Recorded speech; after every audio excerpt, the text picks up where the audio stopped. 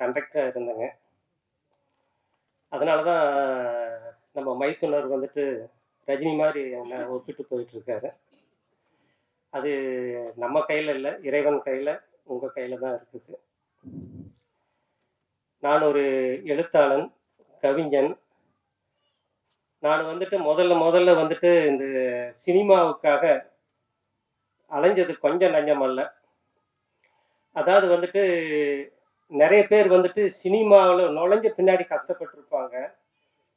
அதை விட பல மடங்கு நான் நுழையிறதுக்கே கஷ்டப்பட்டேங்க. யாரும் என்னை விடலை. பேரரசு சார்கிட்டலாம் வந்து நான் அசிஸ்டண்ட்டாக சேரணும்னு நினச்சேன். ஆனால் எந்த ஒரு கைடும் இல்லாதனால தூரமாக இருந்தே பார்த்துக்கிட்டு இருந்தேன். சொல்லப்போனால் அந்த சினிமாங்கிற அந்த கோயிலில் மதில் சுவரை தொடர்றது கூட என்னை அனுமதிக்கலைங்க. கூப்பிட்டு வருவாங்க, பார்க்க வைப்பாங்க, அனுப்பிச்சுடுவாங்க. தருமபுரியிலேருந்து இங்கே சென்னைக்கு வந்து பார்த்தீங்கன்னா 300 கிலோமீட்டருங்க. காலையில் டியூட்டிக்கு போவேன், நைட்டு 10-11 மணிக்கு இறங்குவேன்.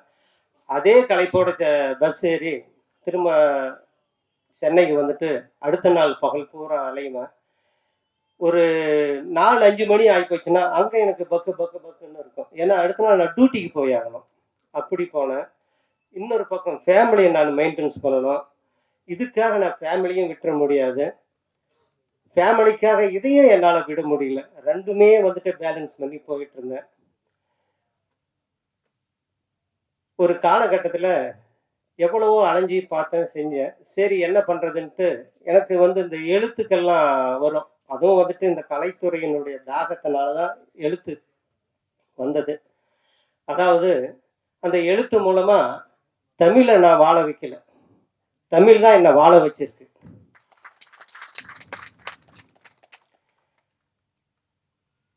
ஒரு காலகட்டத்தில் தமிழ்நாடு, கர்நாடகா இங்கே இருக்கிற தமிழ் சங்கங்கள்ல இருந்து எனக்கு வந்துட்டு ஒரு கவிதை ஒன்று எழுதி அனுப்புங்க, நாங்கள் வந்துட்டு வருஷம் வருஷம் கவிதை தொகுப்பு போடுறோம் அப்படின்னு சொல்லி கேட்டாங்க. நான் எல்லா தமிழ் சங்கங்களுக்கும் கவிதை எழுதி அனுப்புவேன். அவங்க விரும்பி போட்டாங்க, பிரசுரமாச்சு. கவிதை தொகுப்பு, அதாவது தமிழ்நாட்டில் இருக்கிற எல்லா கவிஞர்களுக்கிட்டையும் அவங்க கேட்பாங்க. சொல்லப்போனால் சிறைச்சாலையில் இருக்கிற கவிஞர்கள்கிட்ட கூட அவங்க கவிதை கேட்டு வெளியிட்டாங்க. இப்படியே போயிட்டு இருந்தது. சரி அடுத்த ஸ்டெப் என்ன பண்ணுறதுன்னு தெரியல. ஆனால் ஒரு வெறித்தனம் இருந்தது, ஒரு போராட்டம். அப்புறமா எங்கள் ஊரில் வந்துட்டு தருமபுரி மாவட்டத்தில் தீர்த்தமலைன்னு ஒரு அற்புதமான சிவன் மலை இருக்குது. அதை பற்றி புக் எழுதினேன், முதல் பாகம் 2ஆம் பாகம்னு. அப்புறமா இப்படியே போயிட்டு இருந்தது. அப்புறம் ஒரு மருத்துவ குறிப்பு எழுதினேன். அப்புறம் வந்துட்டு என்னுடைய கவிதைகளை மட்டும் தொகுத்து ஒரு கவிதை நூல் எழுதி வெளியிட்டேன். எல்லாமே நல்லா போயிட்டு இருந்தது. சரி அடுத்தது நாம் ஏதாவது ஒன்று செய்யணும் இல்லையா? சரி, அதாவது வந்துட்டு ஆரம்ப காலத்தில் என்னுடைய குடும்ப சூழ்நிலை காரணமாக தான் நான் டிரான்ஸ்போர்ட்டில் கண்டக்டராக போனேன். ரஜினிகாந்த் மாதிரி நாமளும் வந்து அப்படி இதில் இருந்து அப்படி ஜம்ப் ஆயிடலாம் அப்படின்னு நினச்சி பார்த்தேன். ஜம்ப் ஆனது தான் அதிகம். ஆனால் அந்த தொழிலை அவங்கக்கிட்ட காப்பாற்றிக்கிறதுக்கு அங்கேயே போராட சரியாக போச்சு. ஒரு சில நல்ல அதிகாரிகளும் இருக்காங்க, எல்லாத்தையுமே கெட்ட பார்வையோட பார்க்குற அதிகாரிகளும் அங்கே இருக்காங்க. இப்படியே போயிட்டு இருந்ததுனால இந்த இரும்பு பிடிச்ச கையும் சிறங்கு பிடிச்ச கையும் சும்மா இருக்காதும்பாங்க. அந்த மாதிரி என் மனசில் அரிச்சிக்கிட்டே இருக்கும். நம்ம வாழ்கிற வாழ்க்கை வீணாக போயிடுமா சார்? நான் ஜாலியாக இருக்கணும்னு நினச்சின்னு வச்சுக்கிங்களேன், நான் டிரான்ஸ்போர்ட்லேயே இருந்து அப்படியே காலத்தை ஓட்டிக்கிட்டு வீட்டில் ஜாலியாக காலத்தை ஓட்டியிருக்கலாம். ஆனால் நாம் பிறந்ததுக்கு ஒரு அடையாளம் வேணும், வாழ்ந்ததுக்கு ஒரு அடையாளம் வேணும். நம்ம ஏழையாக பிறக்கலாம் சார், ஆனால் ஏழையாக சாகக்கூடாது.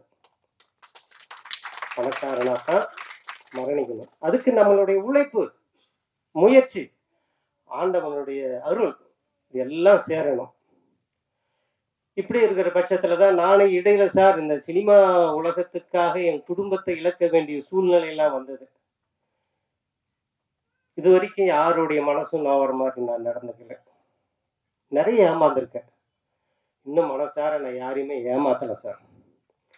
நிஜமாவே எனக்கு கடவுள் கொடுத்தது ஒரு பெரிய அருள்.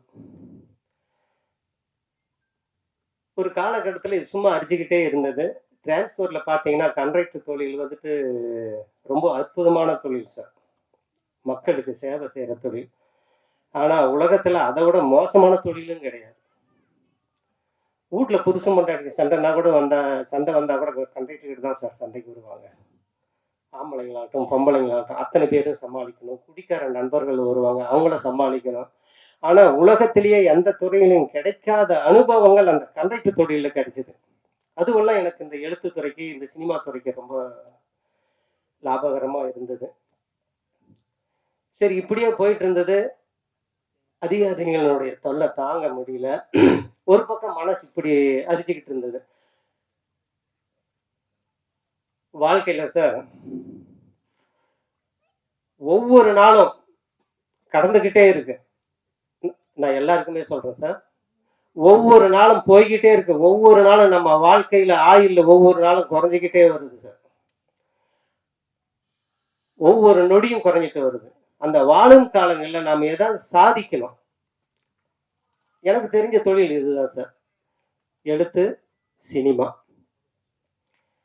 இப்படி இருக்கிற பட்சத்தில் நானே இந்த வாய்ப்பை உருவாக்கி யூடியூப் சேனல்லாம் ஆரம்பித்து அப்படி முதல்ல போயிட்டு இருந்தது சார். அப்புறம் 2 ஷார்ட் ஃபிலிம் எடுத்தேன். அதுக்கு எடிட்டிங் பண்ணுறதுக்காக நான் சென்னை வந்திருந்தேன். அதாவது வந்துட்டு இது முதல்ல சொல்லிடுறேன் சார். இந்த படத்துக்கு கதை, திரைக்கதை, வசனம், பாடல்கள், இயக்கம், தயாரிப்பு, நடிக்கிறது எல்லாமே நான் தாங்க 100%. நான் தான் 100%. ஆனா நான் யாருக்குமே அசிஸ்டண்டா சேர முடியல. அதுக்கு முன்னாடி நான் என்னை தயார்படுத்திக்கணும். கடவுளோட வரப்பிரசாதம் விஸ்வாகத்தி, ரூபன் இந்த மாதிரி படங்களை இயக்கின டைரக்டர் ஐயப்பன் அவர்கள், அவருடைய நட்பு கிடைச்சது. அவர் அந்த ரூபன் படம் பண்ணும்போது அவர் வாழை பிடிச்சிட்டு தெரியும் சார். அவர் என்னோட வயசுல இளையவர் தான், ஆனா எனக்கு அவர் குரு. இந்த படத்தை இயக்கிறதுக்காக இத்தனை வேலையும் செய்யறதுக்கு நான் என்னை தயார்படுத்திக்கணும். நான் அவர்கிட்ட சேர்ந்த, அவர் தான் என்னை இயக்கினார். என்ன டைரக்ஷன் பண்ணது அவரு தான். அவர் என்ன டைரக்ஷன் பண்ணதுனால தான் நான் இந்த படத்தை எல்லா பொறுப்பையும் எடுத்து செஞ்சேன். வாழ்க்கையில என்னன்னைக்கும் அவரை என்னால் மறக்க முடியாது. அவருடைய நட்பு, உறவு கடைசி வரைக்கும் இருக்கணும்னு நான் ரொம்ப விரும்புகிறேன். அப்புறமா அவரை பக்கபலமாக வச்சுக்கிட்டு தான் சார் இந்த படத்தை முழுசாக நான் பண்ணேன். அப்புறம் திருக்கோவிலூரில் ஒரு தமிழ் சங்கத்தில் இருந்த அந்த கதையை ஒன்று கேட்டாங்கன்னு சொன்னேன் இல்லைங்களா? அதாவது வந்துட்டு உங்கள் கவிதையெல்லாம் நல்லா இருக்கு, எனக்கும் ஒரு சிறுகதையை அனுப்புங்க. நாங்கள் கவிதை அதிகமாக வெளியிடுறதில்ல, கதைகளை மட்டும் வெளியிடுறோன்னு சொன்னாங்க. நான் ஒரு கவிதை அனுப்பிச்சேன், அவங்களுக்கு எல்லாத்துக்குமே பிடிச்சி அப்புறம் அதில் பிரசுரம் பண்ணாங்க. நான் சர்வீஸில் இருக்கும்போது சார், கிட்டத்தட்ட 2010 அந்த புக்கு வந்த பின்னாடி ஒரு சிலர் தெரிஞ்சு வாங்கி படித்தாங்க, ரொம்ப நல்லா இருக்குதுன்னு சொன்னாங்க. நான் லைனில் டியூட்டி செய்கிறப்போ அந்த டெய்லி பேசஞ்சர் அதில் வாத்தியாருங்கள்லாம் வருவாங்க, அந்த புக்கை வாங்கி படிப்பாங்க. சார் நான் நாளைக்கு தரேன்னு வீட்டுக்கு, அதாவது ஸ்கூலுக்கு எடுத்துகிட்டு போவாங்க. இந்த கதையை அந்த ஸ்கூலோட ஸ்டூடெண்ட்ஸுங்களுக்கு, மாணவர்களுக்கு பாடமாக நடத்திட்டு இது மாதிரி எத்தனையோ ஸ்கூலுக்கு அந்த புக்கு போயிட்டு வந்தது சார். அப்புறமா கடைசி கட்டத்தில் இது படமாக எடுத்தால் நல்லா இருக்குன்னு சொன்னாங்க. கருத்தும் மைய கருத்தாக இருக்கு. அதாவது குழந்தை திருமணத்தை தடுக்கிறதும் பெண் கல்வியை மையமாக வச்சு எடுத்த படம் தான் சார். எல்லாருமே நம்ம இந்த படத்தை எடுத்திருக்கேன். என் கூட வேலை செஞ்ச அத்தனை பேருக்கும், அத்தனை தொழில்நுட்ப தொழிலாளர்களுக்கும் என் மனமாற இதயம் கனிந்த நன்றிகள். திரு ஐயப்பன் சாரை மேடைக்கு வருமாறு பணிவன்போடு அழைக்கிறேன்.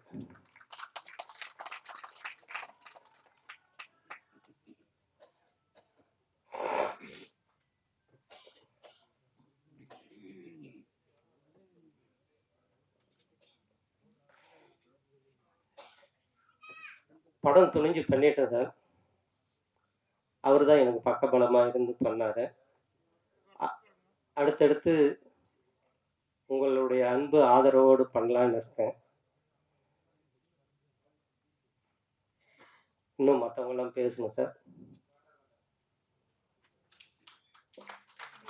வணக்கம். இந்த கால பாரதி மாதிரி இருக்கிற அவர் கண்ட கனவு பழிச்சிடுச்சு. நீங்க சாதிச்சிட்டீங்க சார். ரொம்ப பிடிச்சிருக்கு. ட்ரைலர் அண்ட் சாங்ஸ் எல்லாமே நல்லா இருக்கு. எனக்கு இதுல வாய்ப்பு கொடுத்ததுக்கு ரொம்ப நன்றி சார். மேலும் மேலும் நீங்க நிறைய படங்கள் இந்த மாதிரியான மோட்டிவேட் படம் எடுக்கணும்னு நான் விருப்பப்படுறேன். இந்த படம் நிச்சயமா வெற்றி பெறும். நான் கடவுளை வேண்டிக்கிறேன். நன்றி.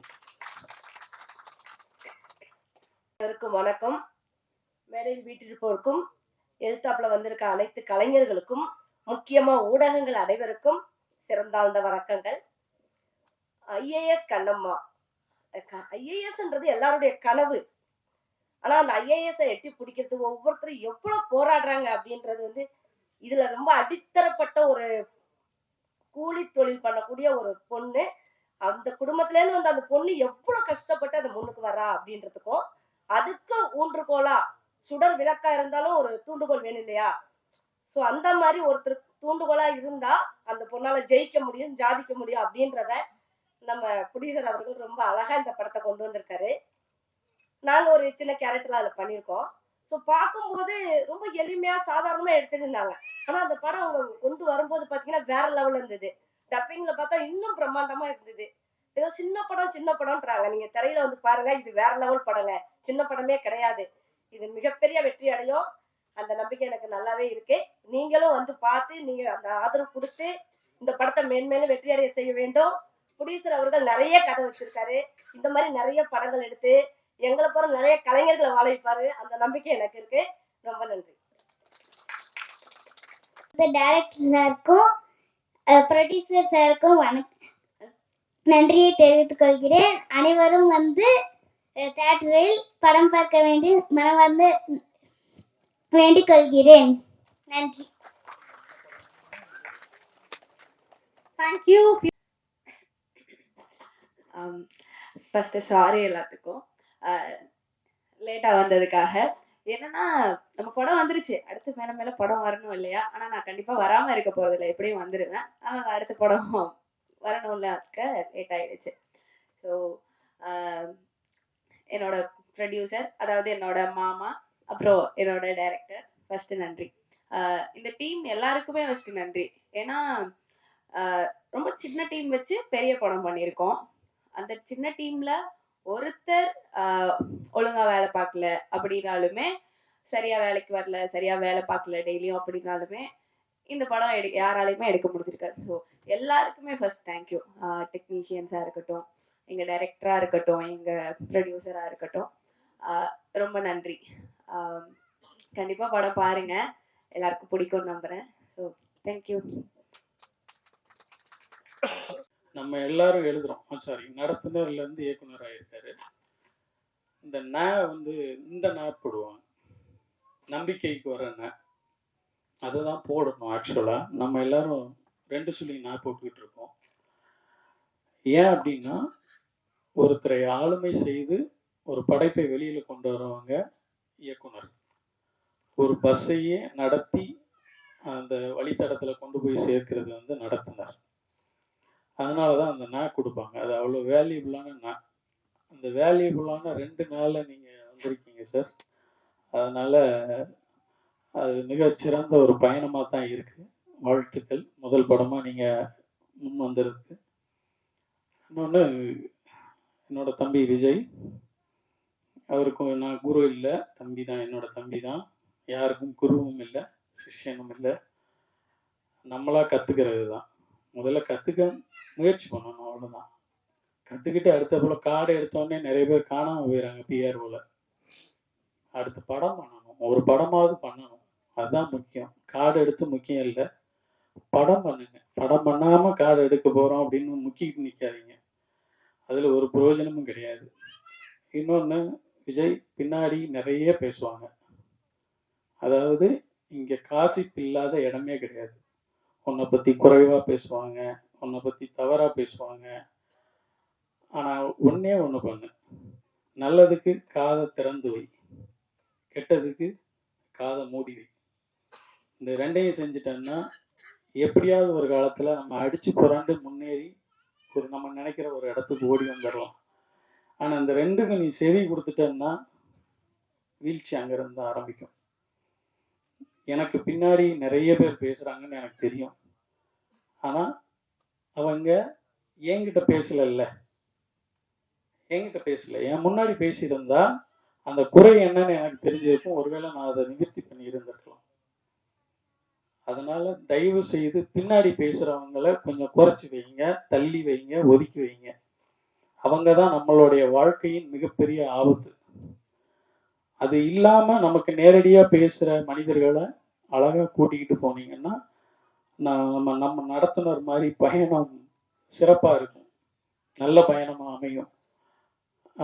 ஐஏஎஸ் அப்படிங்கிற அந்த தகுதிக்கு 1547 பெண்கள் தான் இது வரைக்கும் வந்திருக்காங்க. 1951 2020 வரைக்கும் நினைக்கிறேன். அதுக்கப்புறம் ஐஏஎஸ் எவ்வளோ பேர் ஆயிருக்காங்கன்னு எனக்கு துல்லியமான கணக்கு தெரியல. மேபி 2000 இருக்கலாம் இப்போது. அப்போ இவ்வளவு காலமும் நம்ம இவ்வளோ பேரை தான் ஐஏஎஸ்ஸாக உருவாக்கியிருக்கோமா அப்படின்னு கேட்டால், பெண்களை உருவாக்கியிருக்கோமா அப்படின்னு கேட்டால், ஆமாம், அவ்வளோதான் உருவாக்கியிருக்கோம். அதில் அட்டன் பண்ணதில் 13% தான் நம்ம ஐஏஎஸ்ஸாக மாறியிருக்காங்க. ஸோ பெண்களில் நிறைய ஐஏஎஸும் ஐபிஎஸும் அது சார்ந்த துறைகள் சார்ந்த இதுலேயும் நிறைய வரணும்னு கேட்டுக்கிறேன். அதுக்கு படிப்பு ரொம்ப முக்கியம், கல்விங்கிறது முக்கியம். அதே போல் கல்வியை சொல்லி கொடுக்குற அதே இடத்துல கல்வியில் வீழ்ச்சி அடைகிறவங்களோ அப்படின்னு ஒன்று கிடையாது, கல்வியில் தோற்று போகிறவங்கன்னு ஒன்று கிடையாது. கல்வி கற்கும்போது அதனோட மதிப்பெண் கிடைக்காம போயிருக்கலாம். அந்த மதிப்பெண் கிடைக்காததுக்கு வருத்தப்படாதீங்க. ஐயோ, நான் ஐஏஎஸ் ஆகணும்னு நினச்சேனே, ஆக முடியலையே அப்படின்னு வருத்தப்படாதீங்க. அதுக்கு அடுத்தடுத்த துறைகளை தேர்ந்தெடுங்க, சாதிங்க. என்ன அப்படின்னா, நம்மளுடைய பிள்ளைங்களுக்கு நம்ம சொல்லி கொடுக்கறது படின்னு தான் சொல்லி கொடுக்குற மொழியை, படிப்புக்கு அடுத்து என்ன இருக்கு, எப்படி வாழணும், அடுத்து தொழில் அப்படிங்கிற ஒரு விஷயம் இருக்கு. அவங்க தொழில் முனைவோராக மாறுறதுக்கும் சொல்லி கொடுங்க. எல்லாரும் அரசாங்க வேலைகளிலோ ஐஏஎஸ் ஆகவோ ஐபிஎஸ் ஆகவோ ஆக முடியாது. நான் எதுக்கு அந்த கணக்கு சொன்னேன்னா, மொத்தமே 1500 பேர் தான் உங்களுக்கு ஐஏஎஸ் ஆகியிருக்காங்க. அப்போ மீதி உள்ளவங்க அத்தனை பேரும் ஐஏஎஸ் கனவுகளோட படித்தவங்க. ஸோ அவங்களுக்கு அடுத்து தொழில் அப்படிங்கிற ஒரு கான்செப்டுக்கு அவங்கள கொண்டு போகணும். நம்ம பெற்றோர்கள் அதை சொல்லி வளர்க்கணும். கல்வி இல்லைன்னா கவலைப்படாத, அடுத்த இடத்துக்கு போ அப்படின்னு சொல்லி வளர்க்கணும்னு கேட்டுக்கிறேன். இந்த டீமில் ஒர்க் பண்ணியிருக்கிற டிஓபி கேசவன் அவர்களுக்கு, மியூசிக் டைரக்டர் அரவிந்த் பாபு அவர்களுக்கு, எடிட்டர் ராம்நாத் அவர்களுக்கு, ஆர்ட் டைரக்டர் பழனிவேல் அவர்களுக்கு, ஸ்டண்ட் கபிலன் அவர்களுக்கு, டான்ஸ் கோரியோகிராஃபி நிரோஷன் அவர்களுக்கு, மேனேஜர் SM முருகேசன் அவர்களுக்கு, ஹீரோயின் பிரின்ஸ் அவர்களுக்கு, ப்ரொடியூசர் டைரக்டர் ராஜசோழன் அவர்களுக்கு, டிசைன்ஸ் வெங்கட் அவர்களுக்கு, ஸ்டில்ஸ் காந்தி அவர்களுக்கு, PRO என் தம்பி விஜய் அவர்களுக்கு என் நன்றிகள். ஏன் இவ்வளோ தூரம் சொன்னேன்னா, எல்லாருக்கும் நன்றி சொல்லிடுவாங்க. இந்த மேடைகள் நிறைய மேடைகளை பார்த்துருக்கு, நிறைய புகழ் பெற்றவங்க இங்கே வந்திருக்காங்க. எல்லாருக்கும் நன்றி சொல்லுவாங்க. கோடி ஆள் வரையும் சொல்லிடுவாங்க. 2 பேரை மறந்துடுவாங்க. அவங்க தான் படம் ஆரம்பிக்கலேருந்து இருப்பாங்க, முடிவு வரைக்கும் அவங்க தான் இருப்பாங்க. முடிந்த பின்னும் அவங்க தான் கூட நிற்பாங்க. இந்த படம் ஜெயிச்சிருச்சுன்னு கூவிட்டு இருக்கிறதும் அவங்க தான். ஆனால் அவங்களுக்கு ஒரு மேடையில் நன்றிங்கிற வார்த்தை எந்த மேடையிலையும் நான் கேட்கல. ஒன்று தயாரிப்பு நிர்வாகி, இன்னொன்று PRO. இந்த 2 பேருக்கும் நன்றி சொல்லி நான் கேட்டது கிடையாது. இத்தனை பேரையும் கூட்டிகிட்டு வந்தது ஒரு PROவாக இருப்பார். இத்தனை பேரையும் கூட்டிகிட்டு வந்தது ஒரு பிஆர்ஓ. ஆனால் நம்ம அவருக்கு நன்றி மறந்துடுவோம், விட்டுருவோம்.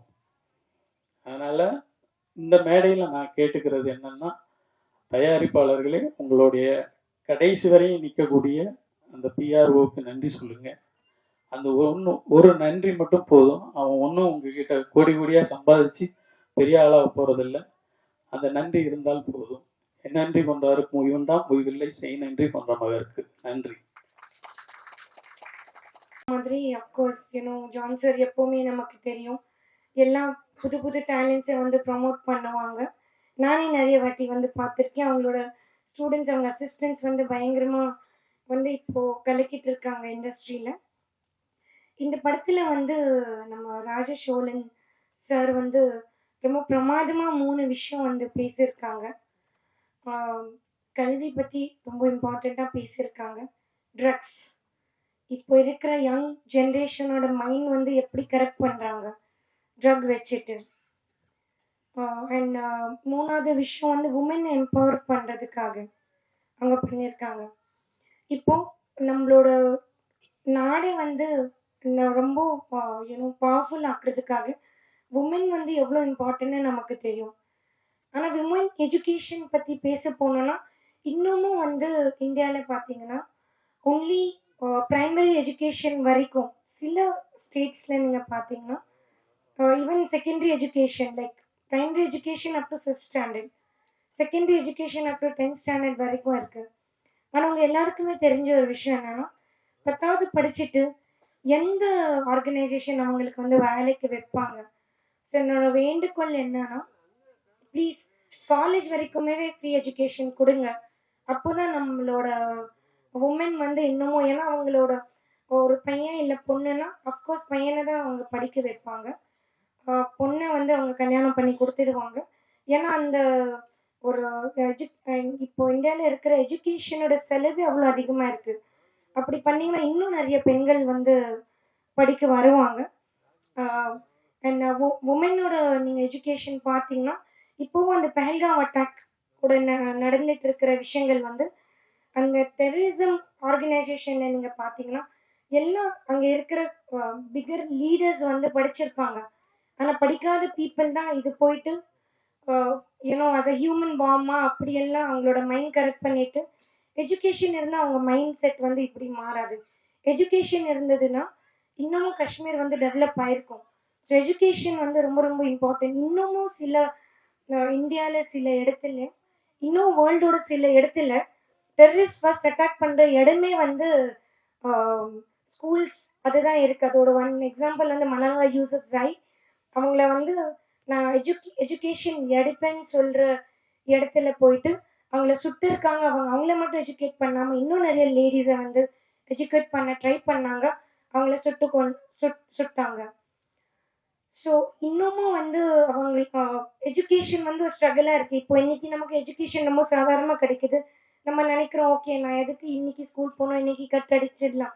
ஆனால் இன்னமும் நிறைய பெண்கள் வந்து ஸ்ட்ரகிள் பண்ணுறாங்க. ஒரு நாளாவது எங்களுக்கு கல்வி கிடைக்குமான்னு சொல்லிட்டு அவங்களோட வாழ்க்கையை வந்து ரொம்ப டார்க்னஸாக இருக்குது. செகண்ட் விஷயம் வந்து இந்த படத்தில் பேசின விஷயம் வந்து ட்ரக் அப்யூஸ் பற்றி. ஒரு நாடை வந்து நீங்கள் அழிக்கணும்னா அதோட யூத்தை நீங்கள் அழிச்சிங்கனாலே போதும். நீங்கள் வர ஜென்ரேஷனும் திருப்பி வரவே முடியாது. அது வந்து நீங்கள் அணுகுண்டு போட்டுட்டு இல்லை இது எல்லாம் பண்ணிட்டு இல்லை. நம்மளோட யங்ஸ்டர்ஸ் பார்த்தீங்கன்னா அவங்களுக்குள்ள அவ்வளோ திறமை இருக்குது. ஆனால் அந்த திறமைக்கு ஒரு திசை இல்லை. நம்ம எப்படி போகணும், நம்ம ஏன்ச்சா சரி நம்ம இது பண்ணலாம், பொழுதுபோக்குக்கு இது பண்ணலாம் எல்லாமே நினச்சிட்டு இருக்காங்க. ஆனால் அவங்களுக்கு கரெக்டான ஒரு பாதை இல்லை. என்கிட்ட திறமை இருக்குது, இந்த திறமையை நான் எங்கே காட்டணும், என்கிட்ட இந்த திறமை இருக்குது, நான் எப்படி எடுத்து போகணும். அதனால தான் அவங்கள அந்த எம்டி மைண்டு வந்து டெவில்ஸ் ஹவுஸ்ன்னு சொல்லுவாங்க. அவங்களுக்கு தெரியல என்ன பண்ணணும் இது ஆச்சுன்னா. ஸோ அதனால அவங்க இந்த ட்ரக்ஸ் அந்த விஷயத்தில் எல்லாமே வந்து விழுறாங்க. ஸோ எஜுகேஷனும் நீங்கள் ட்ரக் ஃப்ரீ சொசைட்டி பண்ணிட்டீங்கனாலே உங்கள் நாடு வந்து ரொம்பவே வலிமையாகிடும். அது நான் நம்புகிறேன். அதுலேயே வந்து உமன் எஜுகேஷன் வந்து ரொம்ப ரொம்ப இம்பார்ட்டன்ட். பிகாஸ் எஜுகேஷன் வந்து உங்களை ஈக்குவாலிட்டி வந்து காட்டுது, எல்லாருமே சமமாக நினைக்குது, ஒரு ரொம்ப பீஸ்ஃபுல்லான ஒரு கண்ட்ரி உங்களுக்கு உருவாக்குது. உமன் எஜுகேஷன் உங்களை உமன் எஜுகேட்டடாக மட்டும் இல்லை, உங்கள் நாடு உங்கள் ஃபேமிலி மட்டும் நீங்கள் அதுக்கு பலம் நீங்கள் கொடுக்கல. உங்களோட எக்கனாமிக்கலாக கூட நீங்கள் டெவலப் பண்ணுவீங்க. உமனை நீங்கள் அதை பண்ணும்போது ஸோ இது ரொம்ப பியூட்டிஃபுல்லான மெசேஜ் கொடுத்துருக்காங்க.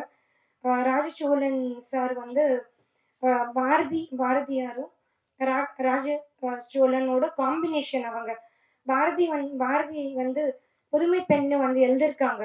ஸோ ஐ திங்க் அந்த கான்செப்டில் தான் சார் வந்து இந்த படத்தை வந்து எடுத்திருக்காங்க. இப்போ வந்து உமனோட எஜுகேஷன் வந்து ஒரு அவேர்னஸ்ஸாக மட்டும் இல்லாமல் இப்போ நம்ம இறங்கி இது வந்து ஒரு ஸ்டெப்பாக எடுக்கணும். எல்லா உமனை எல்லா நம்ம சில்ட்ரனை வந்து எஜுகேட் பண்ணுறது ஒருத்தங்க வந்து நம்ம சபதம் எடுக்கணும். அதுதான் இந்த படத்தோட ஐ திங்க் நம்ம கொடுக்குற tribute. Thank you so much John sir நீங்கள் கூப்பிட்டதுக்கு. விஜய், உங்களுக்கு நான் ரொம்ப வாழ்த்துறேன். இன்னமும் உங்களோட இந்த பிஆர்ஓ பயணம் இன்னும் ரொம்ப சக்ஸஸ்ஃபுல்லாக இருக்கும். தேங்க்யூ. தன்னம்பிக்கை வந்து கிடச்சிச்சு உண்மையிலேயே. என்னன்னா அவர்கிட்ட வெளியில் பேசிகிட்டு இருக்கும்போது யாருமே அசிஸ்டண்டாக கூட சேர்த்துக்கலப்பா, அப்புறம் ரொம்ப ஏஜ் ஆகிட்டே போணுச்சு, ஃபேமிலி இதையும் ஒன்றாவே இது பண்ண முடியல, அதெல்லாம் மீறி எப்படியாவது நம்ம நினச்சதை விட்டுறக்கூடாது அப்படின்னு துரத்தி வந்து ஒரு படம் பண்ணியிருக்கும் போது இதை விட பெரிய நம்பிக்கைக்கு என்ன சார் வேணும்? பெரிய விஷயம். ஏன்னா ஒரு கோயம்பேட்டில் இப்போ நம்ம பஸ் ஊருக்கு போகிறோம்னு வச்சுக்கோங்களேன், தஞ்சாவூரோ பட்டுக்கோட்டோ போகிறோம்னா ஒரு 10 மணிக்கு டிக்கெட் போட்டிருப்போம். கரெக்டாக கோயம்பேடு வந்துருக்கேன் சார்பாங்க. அதை மிஸ் பண்ணால் ஒரு 10 நிமிஷம் லேட்டாக அசோக் பில்லரில் போய் ஏறிடணும். அதை விட்டுட்டோம்னா கிண்டி, அதுக்கப்புறம் வண்டி கிளாம்பாக்கம் தாண்டிச்சுன்னா பிடிக்க முடியாது. ஆனால் அவர் வாழ்க்கையில் பாருங்கள், மேல்மருவத்தூர் தாண்டி திண்டிவனம் விக்ரவாண்டியில் வந்து ஏறிட்டார் பாருங்க அந்த பஸ்ஸில். அதுக்கு முதல்ல அவருக்கு நம்ம வந்து மனசார பாராட்டுகளையும் வாழ்த்துக்களையும் சொல்லணும். நான் சந்தோஷ் சுப்ரமணிய வேலை பார்க்கும்போது சியாஜி சிண்டே சாரோட ஒர்க் பண்ணேன். சந்தோஷ் சுப்ரமணியத்தில் அசோசியேட் டைரக்டரு. அப்படியே அந்த முகம் இருந்தது சாருக்கு. அதனால தான் அந்த பாரதியா அவரும் பாரதி பண்ணார். அவர் அந்த படம் பண்ணும்போது சொன்னார், அந்த பாரதி பண்ணனால ஒரு இந்தியாவில் முக்கியமான ஒரு பிஸ்னஸ் மேன் அவரை கூப்பிட்டு எம்டி செக்கு கொடுத்து இது நீ எவ்வளோ வேணாலும் ஃபில்லப் பண்ணிக்கோ அப்படின்னு கொடுத்தாராம். அதை சியாஜி சண்டே சார் என்கிட்ட சொன்னார் ஒர்க் பண்ணும்போது. அந்த மாதிரி இந்த படத்துக்கு அப்புறம் உங்களுக்கு நிறைய செக் வரும் சார். அது உங்களுக்கு மனசார இது பண்ணிக்கிறோம். ஏன்னா இந்த டைட்டிலே நான் இப்போ சாயந்தரம் கிளம்பும்போது ராமராஜன் சாரை பார்த்துட்டு தான் வந்தேன். இந்த மாதிரி நீங்கள் ஒரு ஆடியோ லான்ச்சுக்கு போகிறேன் அப்படின்னு. என்ன படம் பேர் என்ன சார்னாரு. இந்த மாதிரி ஐஏஎஸ் கண்ணம்மான்னு. அடா களத்தூர் கண்ணம்மா சின்ன கண்ணம்மா மாதிரி நல்லா இருக்கே அப்படின்னாரு சார். அதுக்கும் முதல்ல உங்களுக்கு அது சொன்னதை சொல்லிடுறேன். ஸோ டெக்னீஷியன் எல்லாரும் ரொம்ப நம்பிக்கையோடு உழைச்சிருக்கீங்க. So music director sir, editor, அந்த ஆட்டுக்குட்டி புர்ஸ்லி சார் எல்லாருக்குமே ஒரு அடுத்த கட்டமாக இருக்கட்டும். வாழ்த்துக்கள். நம்மளாம் ஒரு படம் பண்ணி ஊரில் நல்ல பேர் வாங்கணும்னு நினைப்போம், அது இயற்கையாக உள்ளது. ஆனால் ஊர் பேரையே படத்தில் வச்சு அது மூலிமா நல்ல பேர் வாங்கின எங்கள் செயலாளர் பேரரசு சார் வந்திருக்காங்க. அவருக்கு வந்து நேற்று பர்த்டே. அதுக்கு முதல்ல மனசார வாழ்த்துக்கள் தெரிவிச்சுக்கிறேன் பேரரசு சார். சார் வந்து அதை அவர் பெருசாக கொண்டாடுறதில்ல, பட்டு ஒரு நாள் லேட்டாக சொல்லிட்டோம். நேற்று ஃபோன் ரொம்ப பிஸியாகவே இருந்தது. எனவே அதுவும் சொல்லிக்கிறேன்.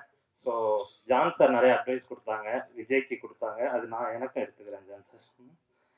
பட்டு இந்த காதில் வாங்கி இந்த காதில் விட்டுறோம்னுமாங்க, அவர் காதிலே வாங்காதீங்க அப்படின்ட்டாரு.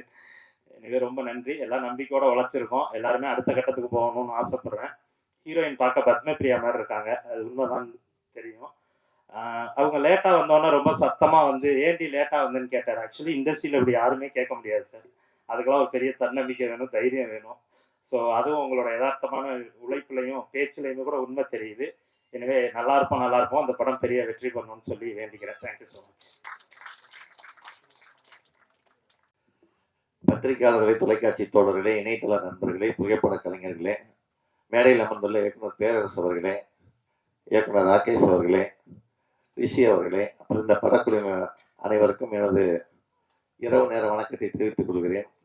ஆங்கர் காயத்ரி பேசும்போது என் வாழ்க்கையில் அப்படின்னு ஆரம்பிச்சு பக்கு நாய் போச்சு, குடும்பத்தில் ஏதாவது பிரச்சனை வந்துருப்போதுன்ட்டு பிரேக் கொடுத்தேன்னு சொன்னாங்க. அதெல்லாம் ஒன்றும் இல்லை, ஆடியோ ஃபங்க்ஷனுக்கு கூப்பிட்டு ஆங்கர் பண்ண சொன்னது தான். நம்ம எங்கள் பாலா போயிட்டாப்லையா, உடனே ஏதாவது கதை எழுதிடுவாப்புல. நம்ம ராஜசோழன், நான் அவரை வந்து பார்த்தோன்னே என்ன சாயஜி சிண்டே வந்திருக்கிறாருன்னு நினச்சேன் முதல்ல. ஏன்னா இந்த பாரதியார் படத்தில் அவர் இதே கெட்டப்பில் இருந்தாரா. அப்புறம் தான் டைரக்டர் ராஜசோழன் சொன்னார். அதே மாதிரி நிஜமாகவே தாய்மாமனாகவே வாழ்ந்துட்டு இருக்கிறார் அவர். அதனால தான் முறைப்படி ஹீரோயினி பிரின்ஸ் வந்தோடனே ஏண்டி லேட்டுன்னு கேட்டார். அதை நம்ம ராகேஷ் வந்து இந்த உரிமை யாருமே இது வரைக்கும் பேசுனது இல்லைன்ட்டாரு. ஸோ அதெல்லாம் ரிஜிஸ்டர் ஆகிடுச்சு. அதே மாதிரி இந்த ஜெயந்தின்னு ஒரு ஆர்டிஸ்ட் இங்கே பேசினாங்க. அவங்க கேரக்டர் ஆர்டிஸ்ட்னு நம்ம காயத்ரி சொல்லிட்டு இருந்தாங்க. அவங்க ஹீரோயினாக நடிக்கிறதுக்கே தகுதி இருக்குது அவங்களுக்கு, நடிக்கலாம். அதே மாதிரி இந்த ஹீரோயினி பிரின்ஸ் வந்து நம்ம ஸ்க்ரீனில் பார்க்கும்போது அந்த கேரக்டர் நல்லா, அதாவது மிஸ்டர் ஐயப்பன் நினைக்கிறேன், ஐயப்பனும் நம்ம டைரக்டர் ராஜசோழனும் நல்ல வேலை வாங்கியிருக்காங்க. அந்த முகத்தில் அந்த சோகம், சில இடத்துல மகிழ்ச்சி, சில இடத்துல வந்து ஒரு குழப்பம், எல்லாத்தையும் அழகாக வேலை வாங்கியிருக்காங்க. ஸோ அதனால ஒரு கூட இருந்த அந்த டீமுக்கு நம்ம முதல்ல ஒரு கைத்தட்டி பாராட்ட தெரிவிச்சுக்கலாம். அப்புறம் நம்ம மியூசிக் டைரக்டர் அரவிந்த், அதாவது இந்த மாதிரி படங்களுக்குன்னே பிறந்திருப்பார் போல இருக்கு. வார்த்தைகளை வந்து தெளிவாக புரிய வச்சு படத்தை வந்து சாங்கை கொண்டு வர்றது சில மியூசிக் டைரக்டர் தான் இருக்கு. அது வந்து இவர்கிட்ட கை வந்த கதையா இருக்கு. அவருக்கு நம்ம ஒரு பாராட்டை தெரிவிச்சுக்கலாம். ஆனால் இந்த மாதிரி புது ஆர்டிஸ்ட் வச்சு படம் பண்ணும்போது கேமராமேனும் எடிட்ரு அண்டு ஸ்டண்ட் மாஸ்டர் தான் ரொம்ப திணறுவாங்க. என்ன எக்ஸ்பீரியன்ஸான ஆர்டிஸ்ட் இருந்தாங்கன்னா அவங்களுக்கு அந்த பிரச்சனை கிடையாது. இவங்க அந்த புதுமுகத்தை வச்சு வேலை வாங்கும்போது ஒரு அழகாக நேர்த்தியாக வேலை வாங்குறது இந்த மாதிரி சில குறிப்பிட்ட டெக்னீஷியனால தான் முடியும். அவங்களுக்கு நம்ம பாராட்டு தெரிவிச்சுக்கலாம். ஒரு படம் ஒர்க் பண்ணிட்டு சும்மா இல்லாமல் அடுத்த படத்துக்கு வந்து நான் தான் கூட இருந்த ஒருத்தர் ஒர்க் பண்ணுறாரு இல்லையா, முதல்ல இந்த ஐயப்பனுக்கு நம்ம வந்து முதல்ல கைத்தட்டி பாராட்டு தெரிவிச்சுக்கணும். அவர் கூட இருக்கிற அத்தனை முதல் படம் ரூபன் பட டீம் எல்லாருமே இங்கே வந்து வாழ்த்துறாங்கன்னா அதுக்கே மிகப்பெரிய ஒரு மனசு வேணும் அவங்களுக்குலாம். அதெல்லாம் விட நம்ம அந்த கோமல் சர்மா வந்து பேசும்போது முதல்ல வந்தாங்க ஸ்டேஜுக்கு, நம்ம ராஜசோழன் வந்து சால்வை போட்டோடனே ஃபோட்டோகிராஃபர்லாம் முகம் தொங்கி போச்சு. ஏன்னா வந்து எப்படிதான் இது மூடி எப்படி ஃபோட்டோ எடுக்கிறதுங்கிற மாதிரி நான் வந்திருக்கிறதுல அவங்க ஒருத்தி தான் கொஞ்சம் கவர்ச்சியாக வந்திருக்கிறாங்க. அவங்களும் வந்து பெண் உரிமை பற்றி நிறைய பேசினாங்க. இங்கே ஒரு வீட்டில் வந்து ஒரு பெண் கல்விங்கிறது ரொம்ப முடியாத காரியமாக இருந்தது ஒரு காலத்தில். இன்னைக்கு எல்லா மத்திய மாநில அரசுகள் வந்து நிறைய சலுகைகள், நிறைய படிப்புக்காக நிறைய ஒர்க் பண்ணிட்டு இருக்கிறாங்க. அதை கரெக்டாக பயன்படுத்தி வந்தாலே பெரிய ஆள் ஆயிடலாம். அதாவது நம்ம நம்ம தேசமே இந்திய தாயின்னு தான் சொல்கிறாங்க, தவிர தந்தைன்னு சொல்றது இல்லை. அது ஒரு கவிதையே இருக்கு, ஒருத்தர் எழுதினது. அம்மா அப்படிங்கிற ஒரு கவிதை. கர்ப்ப காலத்தில் உன் வயிற்றில் உதைத்ததால் என் பாவக்கால்கள் இந்த பூமியில் பட்டு தேய தேய என் வாழ்நாள் எல்லாம் நான் நடந்துதானே தீர வேண்டும் அப்படின்னு ஒரு கவிதை இருக்கு. அதே மாதிரி பிரேசோடன் ஒரு பாட்டு எழுதியிருக்கிறாரு. வீட்டுக்கு ஒரு சாமி உண்டு, அது அம்மா அம்மா தான், கோயில் குளம் போவதெல்லாம் சும்மா சும்மாதான்னு ஒரு பாட்டு. இது மாதிரி பெண்களுக்குன்னு பாட்டு எழுத நிறைய இருக்காங்க கவிஞர்கள்லாம். ஆனால் அதை மதிக்கணுங்கிறது தான் நம்ம எல்லாருக்கிட்டே இருக்க ஒரு பண்பாக இருக்கணுங்கிறது தான் அந்த கோமல் சர்மா வந்து பேசிட்டு போயிருக்காங்க. ஸோ அவங்களுக்கு இந்த நேரத்தில் நம்ம ஒரு கைத்தட்டி பாராட்டு தெரிவிச்சுக்கலாம். அதே மாதிரி இந்த படத்தோட பிஆர்ஓ விஜயகுமார்னு பேர். ஆனால் எல்லாருமே கூப்பிடும்போது நான் விஜய்ன்னு சொல்லணுங்கிறதுக்காண்டி நான் விஜய்ன்னு மாற்றிக்கிட்டார் அவர். ஸோ அவருக்கு வந்து முதல் பட சான்ஸ் கொடுத்த இந்த டைரக்டர் கம் ப்ரொடியூசர், அதாவது அவரே கதை, திரைக்கதை, வசனம், பாடல்கள்லாம் எழுதி தயாரித்து நடிச்சிருக்கிறார் இல்லையா, அவருக்கே எங்கள் தென்னிந்திய திரைப்பட பத்திரிகை தொடர்பாளர் யூனியன் சார்பில் நன்றியும் பாராட்டுகளையும் தெரிவிச்சுக்கிறோம். அதே மாதிரி இங்கே அழகாக தொகுத்து வழங்கின காயத்ரி அவர்களுக்கு பேரரசார் அவர்களை சால்வை அணிக்குமாறு கேட்டுக்கொள்கிறேன்.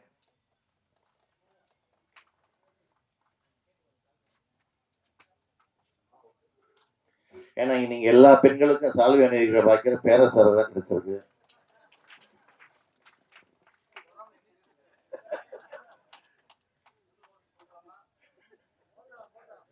போடுங்க. இந்த பிஆர்ஓ பாத்தீங்கன்னா இந்த புடவைக்கு மேட்சா ஒரு சால்வை ஒன்று கொடுத்துருக்காங்க பாருங்க. அவ்வளோ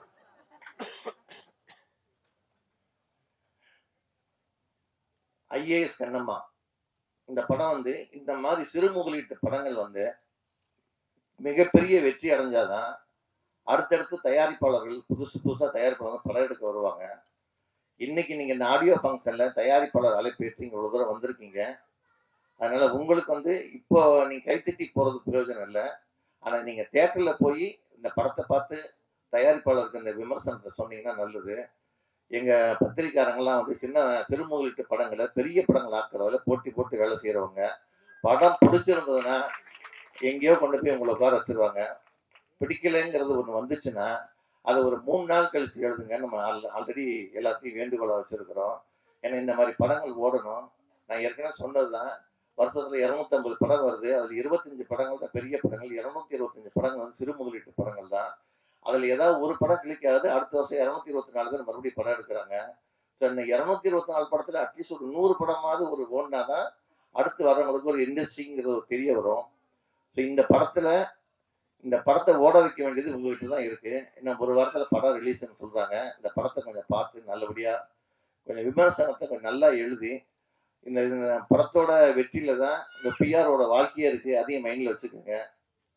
ஏன்னா நான்லாம் முதல் படம் வந்து பண்ணும்போது கிளாமர் கிருஷ்ணமூர்த்தி ரெஸ்டண்டாக இருந்தேன். ஃபஸ்ட்டு தனியாக வந்து பிஆர்ஓ பண்ணேன். முதல் 4 படம் ஓடலை. ராசியில்லாதவன் உத்தரவு குத்திட்டாங்க. இப்போ நம்ம ராஜசோழன் சொல்லும் போது சொன்னார்ல, போராடினேன் கஷ்டப்பட்டுக்கிட்டே வந்தேன் அப்படின்னு சொன்னார். பார்த்தீங்களா, இதெல்லாம் விட நிறையா நாங்களாம் உங்களுக்கு முன்னாடி நிறைய பேர் இருக்காங்க அந்த லிஸ்ட்டில். 8 படம் எனக்கு ஓடலை. 9வது படம் தான் ரஜினிகாந்த் நடித்த படம் படிக்காதவங்க எனக்கு வந்து பெரிய வெற்றி படமாக இருந்தது, வெள்ளி விழா படமாக. அதுக்கப்புறம் அவை சன்மி நிறைய படம் பண்ணிட்டேன். எதுக்கு சொல்ல வரேன்னா, இந்த சினிமாவில் மட்டும்தான் ராசி பார்க்கறது இருக்குது. ஆனால் முன்ன அளவுக்கு இல்லை. இப்போ கொஞ்சம் ஓரளவுக்கு 50% மாறி இருக்கு. ஸோ இந்த ராஜசோழனுக்கு படம் ஒன்றா தான் விஜயகுமாருக்கு லைஃப்ங்கிறத மனசில் வச்சுக்கோங்க.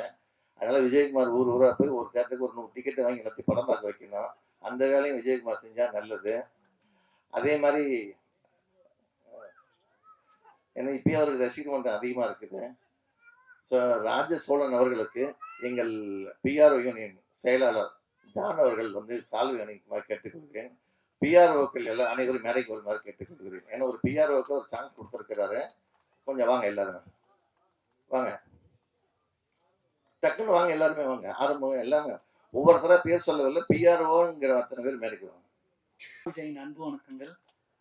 என் அழைப்பை ஏற்று இங்கு வருகை தந்திருக்கும் தமிழ் திரைப்பட பத்திரிகை தொடர்பாளர் யூனியன் தலைவர் விஜயமுலியா அவர்களுக்கும், தென்னிந்திய திரைப்பட பத்திரிகை தொடர்பாளர் யூனியன் தலைவர் விஜயமுலியா அவர்களுக்கும், செயலாளர் ஜான் அவர்களுக்கும், நெல்லை சுந்தரராஜன் ஐயா அவர்களுக்கும், இந்த படக்குழுவினர் அவர்கள் அனைவருக்கும், சாமானிய திரைப்பட இயக்குனர் ராகேஷ் அவர்களுக்கும், கோமல் சர்மா அவர்களுக்கும், ரிஷி அவர்களுக்கும் எல்லாருக்கும் நன்றி. இது முதல் மேடையினால இதை கொஞ்சம் பயன்படுத்திக்கிறேன். ஸோ இந்த இடத்துக்கு வர்றதுக்கு வந்து பார்த்திங்கன்னா 15 வருஷம் வந்து கஷ்டப்பட்டுருக்கேன். ஸோ அதனால தான் வந்து பேசிக்கலாம் அப்படின்ட்டு. ஆமாம், 2013 வந்து பார்த்திங்கன்னா நம்ம பிரசாத் லேபில் கால் எடுத்து வச்சேன். அப்போ வந்து பார்த்திங்கன்னா இந்த மாதிரி சேரில் எதுவும் இருக்காது, வெறும் பிளாஸ்டிக் சேர் மட்டும்தான் இருக்கும். ஸோ அப்போது வந்து நம்ம படம் பார்த்துட்டு ரிவ்யூ பண்ணுறது, முதல்ல வந்து பார்த்திங்கன்னா இந்த நேரத்தில் வந்து மாதா பிதா குரு தெய்வம் எல்லாருக்கும் வந்து பார்த்திங்கன்னா நன்றி சொல்லணும். என்னை ஈன்றெடுத்த தாய் தந்தையருக்கும், என் குரு, நான் ஸ்கூலில் படிக்கும்போது 7th வந்து பார்த்திங்கன்னா டான்ஸ் ப்ரோக்ராம் நடக்கும். ஸோ அங்கே வந்து பார்த்திங்கன்னா கவிதா மிஸ் அப்படின்னு சொல்லிட்டு ஆசிரியை, அவங்களால தான் வந்து பார்த்திங்கன்னா எனக்கு அந்த கலை ஆர்வம் வந்து ஏற்பட்டது. ஸோ எங்கெங்கே வந்து டான்ஸ் ப்ரோக்ராம் நடக்குதோ அந்த டான்ஸ் ப்ரோக்ராமுக்கு எல்லாருக்குமே என்னை கேட்கவே மாட்டாங்க, விஜய் பேரை எழுதிடுவாங்க. ஸ்கூல்லே வந்து பார்த்திங்கன்னா டான்ஸ் ட்ராமா அப்படின்ற எல்லாத்துலேயுமே வந்து நான் கலந்துப்பேன். 10th படிக்கும்போது வந்து பார்த்திங்கன்னா ஒரு ட்ராமா நடந்தது. அதில் வந்து நான் சிறந்த நடிகர் அப்படின்ற பட்டம் வந்து வாங்கினேன். அதுக்கப்புறம் வந்து பார்த்திங்கன்னா காலேஜ் அந்தளவுக்கு பெரிய லெவலில் அமையலை. அதனால் வந்து அந்த கலை இது வந்து அப்படியே கொஞ்சம் கம்மியாகிடுச்சு. நான் வந்து வேலைச்சேரி செக் போஸ்ட்டில் இருக்கிற கார்ப்பரேஷன் ஹையர் செகண்டரி ஸ்கூல், அங்கே தான் 7th 12th வரைக்கும் படித்தேன். அங்கே இருக்க கவிதா மிஸ் என்ன மாதிரி வந்து பல பேரை வந்து உருவாக்கியிருக்காங்க. ஸோ இந்த நேரத்தில் வந்து என்னோடய ஆசிரியர் அவங்களுக்கு வந்து நான் வந்து நன்றி சொல்லிக்கிறேன். அதுக்கப்புறம் வந்து நான் வந்து பிகாம் எஸ்ஏவிடி காலேஜ் கௌரிவாக்கத்தில் இருக்குது, அங்கே தான் வந்து படித்தேன். அங்கேயும் வந்து பார்த்திங்கன்னா கல்ச்சுரல்ஸ் முழு நேரமாக வந்து பார்த்திங்கன்னா கல்ச்சுரல்ஸில் தான் வந்து இருப்பேன். படிப்பில் வந்து அந்தளவுக்கு கொஞ்சம் ஆர்வம் கம்மி தான். அதனால தான் வந்து பார்த்திங்கன்னா இந்த மாதிரி ஒரு ஸ்டேஜ் எனக்கு கிடச்சிருக்கு. நான் முதலாக வந்து பார்த்திங்கன்னா படங்கள் பார்த்துட்டு ரிவ்யூ பண்ணுறதுல தான் நான் வந்து வாழ்க்கையை தொடங்கினேன். அதுக்கப்புறம் தான் வந்து பார்த்திங்கன்னா படிப்படியாக எப்படி முன்னேறலாம் அப்படின்னு எந்த வழியில் போகிறதுனே தெரியாமல் இருக்கும்போது தான் அண்ணன் ஜானன் அவருடைய அறிமுகம் கிடைச்சிது. உதவியாளராக பணியாற்றினேன். அண்ணன் வழிகாட்டலில் தான் இன்று நான் சுரேஷ் அவர்கள் அறிமுகப்படுத்தியவர்கள் தான் ஜானன் என்னை வந்து சேர்த்துக்கொண்டார். ஸோ அண்ணனோட வழிகாட்டல் தான் இன்றைக்கி வந்து இந்த மேடைக்கு நான் ஏறியிருக்கேன். இன்னும் நிறையா மேடைகள் ஏறணும் அப்படின்ற ஒரு கனவோடும் ஆசையோடும் வந்து காத்துக்கிட்டுருக்கேன். நான் வந்து என்ன பண்ணுறேன், காலைல வீட்டிலேருந்து கிளம்புனா நைட்டு தான் போவேன். நான் வந்து என்ன பண்ணுறேன், வாழ்க்கையில் முன்னேறுவேனா இல்லையா அப்படின்றது வந்து பார்த்திங்கன்னா டவுட்டாகவே என் ஒய்ஃப் நினச்சிட்டு இருப்பாங்க. என்னை வந்து நம்பி ஆதரவு கொடுக்குற என்னோட ஒய்ஃப் அவங்களுக்கும் வந்து இந்த நேரத்தில் வந்து நன்றி சொல்ல கடமை கட்டுக்கிறேன். ஏன்னா வந்து பார்த்தீங்கன்னா அம்மா அப்பா வந்து ஒரு சாப்டர் இருந்தாலும் நம்ம அடுத்து வர ஒய்ஃப் அவங்களுக்கும் வந்து பார்த்தீங்கன்னா கடமைப்பட்டிருக்கோம். அவங்களுக்கும் அந்த ரெஸ்பான்சிபிள் இது பண்ணிருக்கோம். ஸோ அதனால் வந்து பார்த்தீங்கன்னா இந்த நேரத்தில் என்னை நம்பிக்கிட்டு இருக்க என்னோட ஒய்ஃபுக்கும் நான் நன்றி சொல்லிக்கிறேன். எங்கள் வருகை தந்து எனக்கு வந்து முதல் படத்துக்கு வாய்ப்பளித்த ப்ரொடியூசர் இயக்குனர் அவர்களுக்கு வந்து மிக்க நன்றி. ஏன்னா வந்து பிஆர்ஓ கால் எடுத்ததுக்கப்புறம் படம் வந்து எப்படா வந்து படம் பிடிக்க போகிறோம் அப்படின்ற ஒரு இதில் தான் இருந்தேன். ஐயாவோட அறிமுகம் இதுக்கு முக்கியமாக காரணம் சிவா அவர்கள் தான். அவர் தான் வந்து பார்த்தீங்கன்னா இந்த டீம் ஐயப்பன் அவரோட கொண்டு போய் இன்ட்ரடியூஸ் பண்ணாங்க. சிவா அவர் இல்லைன்னா இன்னைக்கு நான் அந்த ஸ்டேஜில் எடுத்திருக்க மாட்டேன். சிவா அவர்களுக்கும் நன்றி, ஐயப்பன் அவர்களுக்கும் நன்றி, இயக்குனர் அவர்களுக்கும் நன்றி. எனக்காக இங்கே வந்திருக்க பிரசன்ட் மீடியா எல்லா நண்பர்களுக்கும் மிக்க நன்றி. 15 வருஷமா தினமும் நான் உங்களை தான் வந்து பார்த்துக்கிட்டு இருக்கேன். நான் எங்கள் வீட்டில் இருந்ததை விட பிரசாத் லேபில் நான் இருந்தது தான் அதிகம். காலையில் 9 மணிக்கு வீட்டிலேருந்து கிளம்பி வந்தேன்னா நைட்டு 12 மணி 12 மணிக்கு தான் வீட்டுக்கு போயிட்டு இருக்கேன். அதனால் இங்கே இருக்கிற நண்பர்கள் அனைவருக்கும் வந்து நன்றி. பிஆர்ஓ யூனியனில் இருக்கிற அனைத்து நண்பர்களுக்கும் நன்றி. எல்லாருக்கும் எனக்கு வந்து ஆதரவு கொடுங்க. இன்னும் நிறைய படங்கள், இன்னும் நிறைய வெற்றிகள் வரணும்னு வேண்டிக்கிறேன். நன்றி, வணக்கம்.